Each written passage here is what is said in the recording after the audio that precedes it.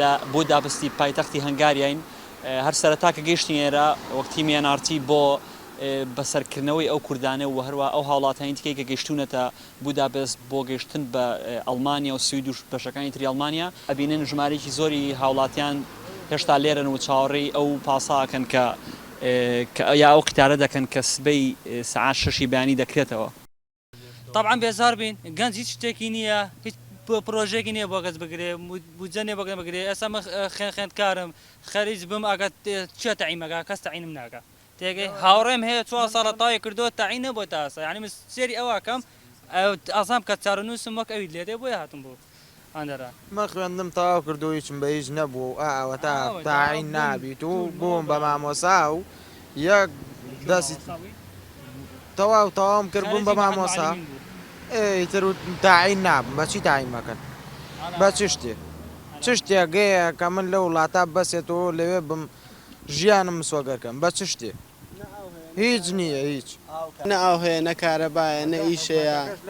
ئیش و کار نییە لە کوردستانە تر ناسا بە زێمانێشتۆ لەبەر ئەوە بە زێمانێشت نەیشێ تەسەوری چێکی لێرە بیدۆزیتەوە ئیشاڵا بەرەو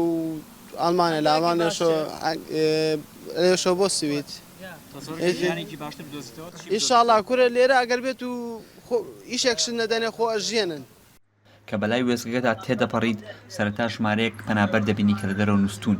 بەڵام لە ژێرزەمینی وێستگەکەدا سەدان پیا و ژن و مناڵ لە پاڵێکدا ڕاکشاون لە بارودۆخێکی زەحمەت و چارنووس نادیادا هەمووان چاڕوانی ڕێگەیەک دەکەن بۆ گەشتن بە خۆراوە باکووری ئەوروپا. هاوڵاتیانی کورد و عەرەب و ئەفغانی و چەندین نەتەوەی دیکە بە دوای ڕێگەیەکدا دەگەڕێن بۆ چونە ناو وڵاتی نەمسا و لێشەوە بۆ وڵاتانی دیکەی وەک ئەڵمانیا و سوید. پێنج شەو لە سربیا بووم ئەوە 3 شەوە لەیرەم 2 شەو لە ئەدەرنا بووم 4 شەو لە تورکیا بووم ترخوا ئەو مانگێکە حسابکە مانگێکە بەڕێوە ئیشەڵا لەوە چێ بۆ مانگێتر وەرە نە بە گەورەی خوا بم 20 ساڵی دی عەبم نێنواریەمەوە.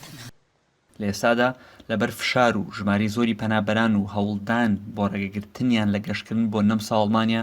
سەرجەم ئەو شەمەندە نەفەرانی بەرەو دەرەوەی هەنگارە دەڕۆنەوە سێنراون و پەنابەران ناچار دەکرێن کە لە هەنگارێ ناوێن بنووسێت و داوای مافی پەنابەری پێشکەش بکەن بەڵام وەک هەندێکیان پێیان وتین ئان نایەنێت چیتر لە هەنگاریا بمێننەوە. دوێنێش ڤیکتۆر ئۆربانی سەرۆکۆزیانی هەنگاریا وتی ئەمە کێشەی ئەڵمانیایە و لە ئێستاشدا ئەوروپا لە کۆبوونەوەدایە بۆ دۆزنەوەی ڕێگەچارەیەک بۆم کێشە ئاڵۆز و گەورەیە ئەو کێشەی کە بە گەورەترین کێشەی پەنابەری ناودەبرێت لە ئەوروپا کە لە دوای جەنگی جیهانی دووەمەوە ڕوبەڕووی دەبێتەوە. سەرنگ حارس یانارتی بوداپست.